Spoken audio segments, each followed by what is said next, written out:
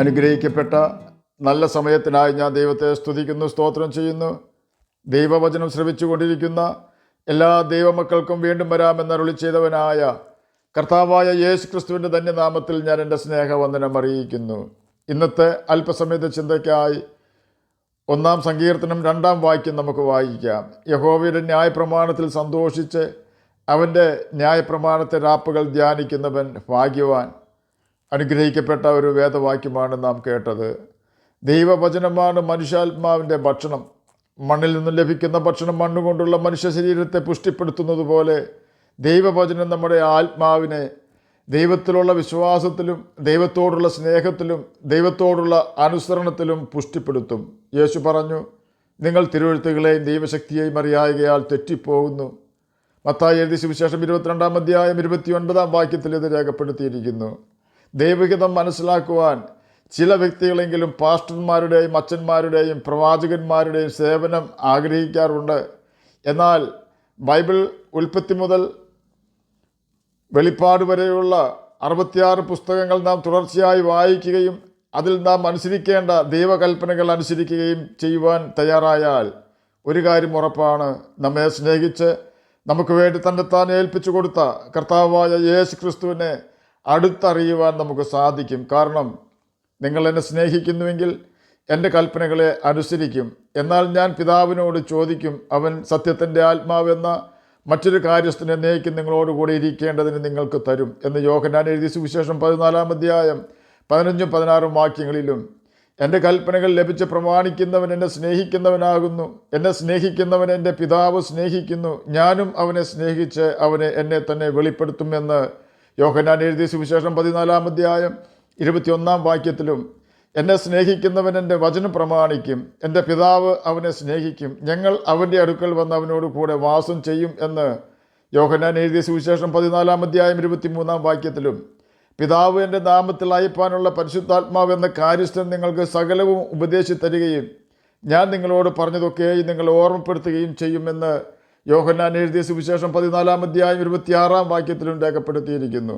നാം ഇപ്പോൾ കേട്ട വാക്യങ്ങളിൽ കൂടി നമ്മോട് സംസാരിക്കുന്നത് പാസ്റ്റർമാരോ പള്ളികളിലെ അച്ഛന്മാരോ ഭൂമിയിലെ ഏതെങ്കിലും സഭാ മേലധികാരികളോ അല്ല. പിന്നെയോ നമുക്ക് പാപമോചനം തരുവാൻ നമ്മുടെ പാപവും അതിൻ ഫലമായി നമ്മിൽ വന്നു ചേർന്ന് ശാപവും സ്വന്തം ശിരസിൽ വഹിച്ചുകൊണ്ട് കാൽവരി ക്രൂശിൽ തകർക്കപ്പെടുകയും അവസാന തുള്ളി രക്തവും നമുക്ക് വേണ്ടി കാൽവരി ക്രൂശിൽ ഊറ്റിത്തരികയും ചെയ്തവനും പാപം ചെയ്ത് മാനസാന്തരപ്പെടാതെ മരിക്കുന്നവരുടെ ദേഹിയെ നരകത്തിൽ തള്ളിക്കളയുവാനും പാപത്തെ ഏറ്റുപറഞ്ഞ് ഉപേക്ഷിച്ചതിന് ശേഷം സ്നാനം മുങ്ങി പരിശുദ്ധാത്മാവിനെ പ്രാപിച്ച് ഒരു വിശുദ്ധ ജീവിതം നയിച്ച് മരിച്ചവരെ ഒന്നാമത്തെ പുനരുദ്ധാനത്തിൽ മരിച്ചവരിൽ നിന്നും ഉയർപ്പിച്ച് പിതാവിൻ്റെ നിത്യരാജ്യത്തിൽ ചേർക്കുവാനും അധികാരമുള്ളവനുമായ കർത്താവായ യേശു ക്രിസ്തുവാണ്.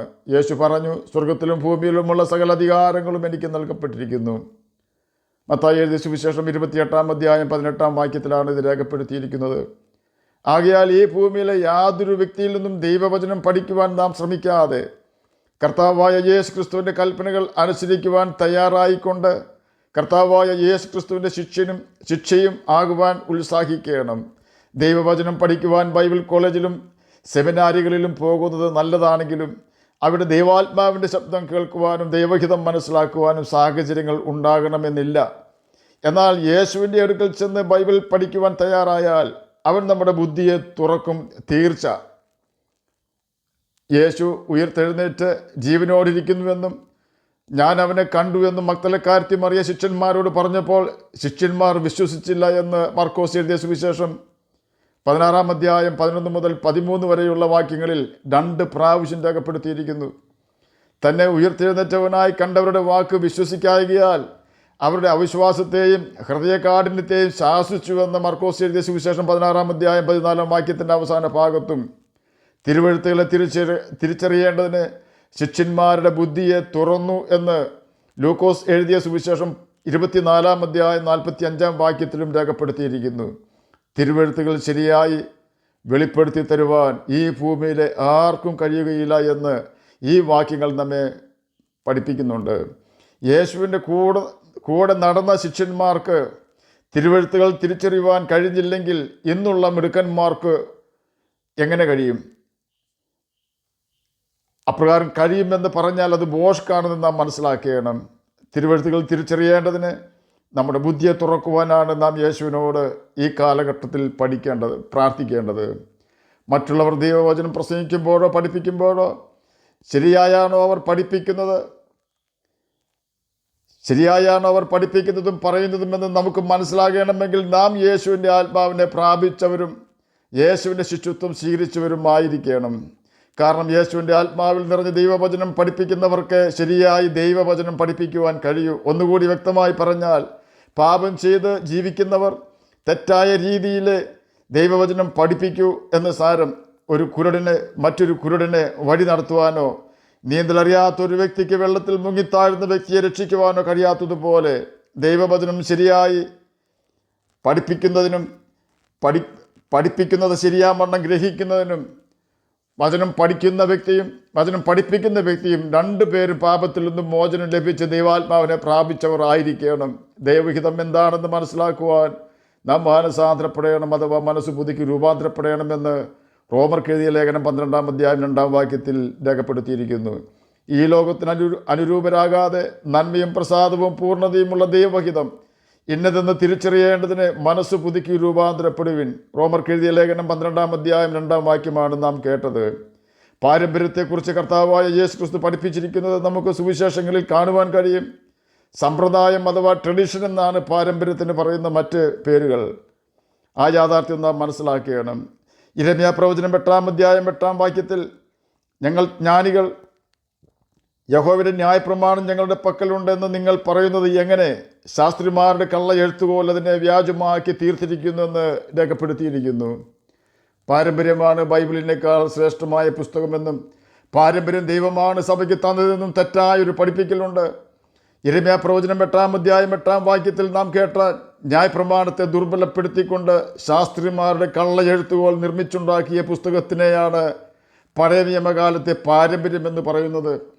ഇതിനെയാണ് യേശു നിശിതമായി വിമർശിച്ചത്.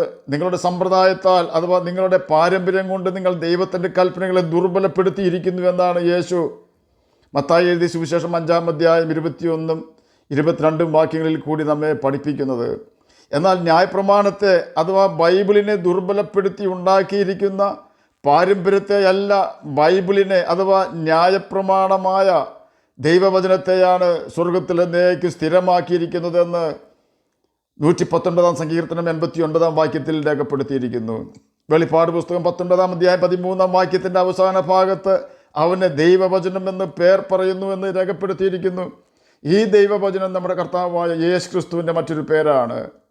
ഈ ദൈവവചനം ലിവിങ് വേർഡ് ഓഫ് ഗോഡ് അഥവാ ജീവനുള്ള ദൈവവചനമാണ്. എന്നാൽ ദൈവം നമുക്ക് തന്നിരിക്കുന്ന ന്യായപ്രമാണമാകുന്ന ദൈവവചനം റിട്ടൺ വേർഡ് ഓഫ് ഗോഡാണ്, അഥവാ എഴുതപ്പെട്ട ദൈവവചനമാണ്. എഴുതപ്പെട്ട ദൈവവചനം അഥവാ ന്യായപ്രമാണമാണ് സ്വർഗത്തിൽ എന്നേക്ക് സ്ഥിരമായിരിക്കുന്നത് എന്ന് നാം മനസ്സിലാക്കണം. അതിൽ മായം ചേർക്കുവാനോ മാറ്റി എഴുതുവാനോ മനുഷ്യർ ശ്രമിച്ചാൽ വിജയിക്കുകയില്ല എന്ന് സാരം. ദൈവം നമുക്ക് തന്നിരിക്കുന്ന ന്യായപ്രമാണത്തിൽ 3 വിധം നിയമങ്ങളുണ്ട്. 1 മോറൽ ലോ അഥവാ സാൻമാർഗിക നിയമങ്ങൾ. 2 സിവിൽ ലോ അഥവാ സാധാരണ പൗരൻ്റെ അവകാശങ്ങളും വസ്തുവകയെക്കുറിച്ചും ഉള്ള നിയമങ്ങൾ. 3-ാമതായി സെറിമോണിയൽ ലോ അഥവാ ആചാര അനുഷ്ഠാനങ്ങൾ എന്നീ 3 നിയമങ്ങളാണ് ദൈവം നമുക്ക് തന്നിരിക്കുന്ന ന്യായപ്രമാണത്തിൽ ഉള്ള നിയമങ്ങൾ. ഇതിൽ സാധാരണ പൗരൻ്റെ അവകാശങ്ങളും വസ്തുവകയെ സംബന്ധിച്ചുള്ള നിയമങ്ങൾ യഹൂദന്മാർക്ക് മാത്രം ആണ്. അതുപോലെ തന്നെ സെറിമോണിയൽ ലോ അഥവാ ആചാരാനുഷ്ഠാനങ്ങൾ അതും യഹൂദന്മാർക്ക് മാത്രമായിരുന്നു. എന്നാൽ അതെല്ലാം കർത്താവായ യേശു ക്രിസ്തുവിൻ്റെ ക്രൂശും മരണത്തിൻ്റെയും പുനരുദ്ധാനത്തിൻ്റെയും നിഴലുകൾ മാത്രമായിരുന്നു. എന്നതിനാൽ ഇനി അപ്രകാരമുള്ള ആചാരാനുഷ്ഠാനങ്ങൾ, പെരുന്നാളുകൾ, വാവുകൾ മുതലായവ യഹൂദന്മാരാകട്ടെ നാം ആകട്ടെ ആചരിക്കേണ്ട ആവശ്യമില്ല. അഥവാ നാം ആചരിച്ചാൽ യേശു ക്രിസ്തുവിൻ്റെ കാൽവരി ക്രൂശിലെ യാഗവും പുനരുദ്ധാനവും നാം നിഷേധിക്കുന്നതിന് തുല്യമാണെന്ന് ബൈബിൾ നമ്മെ പഠിപ്പിക്കുന്നു. ഗലാത്യർക്ക് എഴുതിയ ലേഖനം 2-ാം അധ്യായം 16-ാം വാക്യത്തിൻ്റെ അവസാന ഭാഗത്ത് ഇപ്രകാരം രേഖപ്പെടുത്തിയിരിക്കുന്നു: ന്യായപ്രമാണത്തിലെ ആചാര അനുഷ്ഠാനങ്ങളാൽ ഒരു ജഡവും നീതീകരിക്കപ്പെടുകയില്ല. തന്നെയുമല്ല, ഗലാത്യർക്ക് എഴുതിയ ലേഖനം 2-ാം അധ്യായം 21-ാം വാക്യത്തിൽ അതിൻ്റെ അവസാന ഭാഗത്ത് പ്രമാണത്തിലെ ആചാര അനുഷ്ഠാനങ്ങളാൽ നീതി വരുന്നുവെങ്കിൽ ക്രിസ്തു മരിച്ചത് വെറുതെയല്ലോ എന്ന് രേഖപ്പെടുത്തിയിരിക്കുന്നു.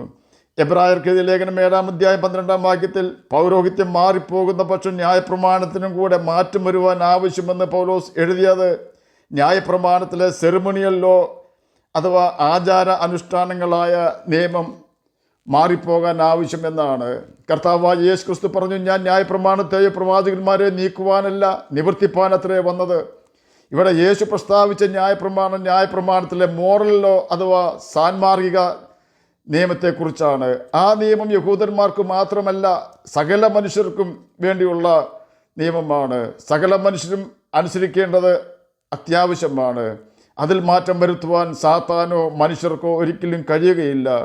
പാരമ്പര്യത്തിൽ ന്യായപ്രമാണത്തിലെ സെറിമണിയല്ലോ അഥവാ ആചാരാനുഷ്ഠാനങ്ങളല്ലാതെ നാം അനുസരിക്കണമെന്ന് ദൈവം കൽപ്പിച്ചിരിക്കുന്ന മോറൽ ലോ അഥവാ സാൻമാർഗിക നിയമങ്ങൾ ഒന്നും ഇല്ലാത്ത പുസ്തകമാണ് എന്ന് നാം മനസ്സിലാക്കുകയാണ്.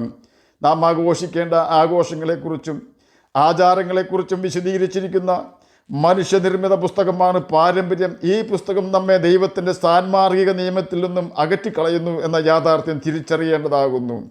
ദൈവാത്മാവിൻ്റെ സഹായത്താലല്ലാതെ നമുക്കതിന് കഴിയുകയില്ല എന്ന യാഥാർത്ഥ്യം എൻ്റെ വ്യക്തിപരമായ അനുഭവത്തിൻ്റെ വെളിച്ചത്തിൽ വേദനയോടെ ഞാൻ പ്രസ്താവിക്കുകയാണ്. ഞാൻ പാപിയല്ല എന്നും ദുഷ്ടന്മാരുമായി ഞാൻ കൂട്ടുകൂടുന്നില്ല എന്നും ചിലരെങ്കിലും പറയുമായിരിക്കും. എന്നാൽ ദൈവം നമ്മോട് ചോദിക്കുന്നത് നമുക്ക് ന്യായപ്രമാണത്തിലെ സാൻമാർഗിക നിയമങ്ങളിൽ സന്തോഷിക്കുവാനും ആ നിയമങ്ങൾ ലംഘിക്കുന്നില്ല എന്ന് ഉറപ്പുവരുത്തി ജീവിക്കുവാനും താല്പര്യമുണ്ടോ എന്നാണ്. ന്യായപ്രമാണത്തിൽ സന്തോഷിക്കുന്നവർ ബൈബിൾ വായിക്കുവാൻ സമയമില്ലെന്ന് പറയുകയില്ല. ബൈബിൾ വായിക്കുന്നവർക്ക് മാത്രമേ ദൈവത്തിന് ഇഷ്ടമില്ലാത്ത കാര്യങ്ങൾ കണ്ടെത്തുവാനും ദൈവത്തെ പ്രസാദിപ്പിക്കുവാൻ ദൈവകൽപ്പനകൾ അനുസരിക്കുവാനും സാധിക്കുകയുള്ളൂ. ദൈവത്തിൻ്റെ സാൻമാർഗിക നിയമങ്ങൾ മനസ്സിലാക്കുകയും അത് അനുസരിക്കുകയും ചെയ്യുന്നവരെ വഞ്ചിക്കുവാൻ സാത്താൻ്റെ ആത്മാവുള്ള കള്ള അപ്പോസ്തലന്മാർക്കോ കള്ള പാസ്റ്റർമാർക്കോ കള്ള പുരോഹിതന്മാർക്കോ ഒരിക്കലും കഴിയുകയില്ല. 91 സങ്കീർത്തനത്തിലെ ചില വാക്യത്തിൻ്റെ തെറ്റായി വിശദീകരിച്ചുകൊണ്ടാണ് യേശുവിനെ വഞ്ചിക്കുവാൻ സാത്താൻ വന്നത്. നിന്നെക്കുറിച്ച് അവൻ തൻ്റെ ദൂതന്മാരോട് കൽപ്പിക്കും, അവൻ നിൻ്റെ കാൽ കല്ലിനോട് തട്ടാതെ വണ്ണം നിന്നെ കൈകളിൽ താങ്ങിക്കൊള്ളും. സാത്താൻ യേശുവിനോട് പറഞ്ഞ വാക്കുകളാണിത്.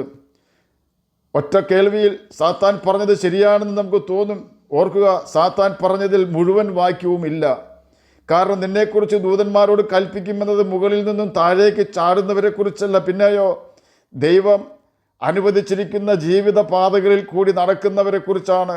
91 സങ്കീർത്തനം 11-12 വാക്യങ്ങളിൽ ഇപ്രകാരമാണ് രേഖപ്പെടുത്തിയിരിക്കുന്നത്: നിൻ്റെ എല്ലാ വഴികളിലും നിന്നെ കാക്കേണ്ടതിന് അവൻ നിന്നെക്കുറിച്ച് തൻ്റെ ദൂതന്മാരോട് കൽപ്പിക്കും. നിൻ്റെ കാൽ കല്ലിൽ തട്ടിപ്പോകാതിരിക്കേണ്ടതിന് അവർ നിന്നെ കൈകളിൽ വഹിച്ചുകൊള്ളും. 91 സങ്കീർത്തനം 11-12 വാക്യങ്ങളാണ് നാം കേട്ടത്. കാൽ കല്ലിൽ തട്ടാതെ എന്ന് പറഞ്ഞാൽ മറഞ്ഞിരിക്കുന്ന ശത്രുവിനാൽ ദോഷം ഭവിക്കാതെ എന്ന് അർത്ഥം കൊടുത്താൽ മതി. പ്രമാണം നമുക്ക് തന്ന കർത്താവായ യേശു ക്രിസ്തുവിനോട് തന്നെ എത്ര ലാഘവത്തോടെയാണ് സാത്താൻ ബൈബിൾ വാക്യങ്ങൾ തെറ്റായി പറഞ്ഞ് ചതിക്കുവാൻ ശ്രമിക്കുന്നത്.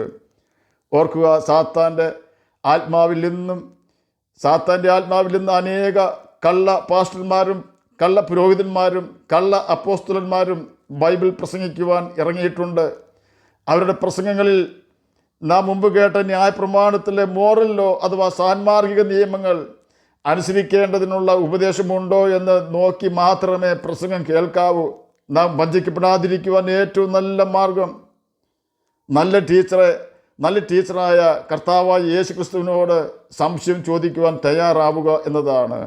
അവൻ മാത്രമാണ് നമുക്ക് വേണ്ടി ക്രൂശിക്കപ്പെട്ട് മരിച്ചു ഉയർത്ത പിതാവിൻ്റെ വലത്തുഭാഗത്തിരുന്ന് ഇന്നും നമുക്ക് വേണ്ടി മധ്യസ്ഥത ചെയ്യുന്നവൻ. ആകയാൽ അവൻ്റെ സാൻമാർഗിക നിയമങ്ങളിൽ ന്യായപ്രമാണത്തിൽ സന്തോഷിക്കുകയും അവൻ്റെ പ്രമാണം അനുസരിച്ച് ജീവിക്കുകയും ചെയ്തുകൊണ്ട് നിത്യജീവനെ നമുക്ക് അവകാശികളായി തീരാം. അതിന് കർത്താവ് നമ്മെ സഹായിക്കട്ടെ എന്ന് പ്രാർത്ഥിച്ചുകൊണ്ട് ഞാൻ എൻ്റെ വാക്കുകളിൽ നിന്ന് വിരമിക്കുന്നു. നമുക്ക് പ്രാർത്ഥിക്കാം. ഞങ്ങളെ സ്നേഹിക്കുന്ന സ്വർഗീയ പിതാവേ, നല്ല വചനത്തിനായി അങ്ങയെ സ്തുതിക്കുന്നു, സ്തോത്രം ചെയ്യുന്നു. എന്നെ കേൾക്കുന്ന ഏതെങ്കിലും പ്രിയപ്പെട്ടവർ രോഗത്താൽ ഭാരപ്പെടുന്നുവെങ്കിൽ അങ്ങ് അവർക്ക് രോഗസൗഖ്യം കൊടുക്കണമേ. സമാധാനമില്ലാത്തവർക്ക് സമാധാനം കൊടുക്കണമേ. പഠിക്കുന്ന കുഞ്ഞുങ്ങൾക്ക് പഠിക്കുവാനുള്ള ബുദ്ധി, ജ്ഞാനവും ഓർമ്മശക്തിയും കൊടുക്കണമേ. അങ്ങയുടെ വചനം വായിക്കുവാനും ഗ്രഹിപ്പാനും അതിന് പ്രകാരം ജീവിച്ച് നിത്യജീവനാവകാശികളായി തീരുവാനും മടിയനെ കേൾക്കുന്ന അങ്ങയുടെ കുഞ്ഞുങ്ങളെ സഹായിക്കണമേ. പ്രാർത്ഥന കേട്ടതിനായി സ്തോത്രം. യേശുവിൻ്റെ നാമത്തിൽ തന്നെ ആമേൻ. കർത്താവ് എല്ലാവരെയും അനുഗ്രഹിക്കട്ടെ. സ്തോത്രം.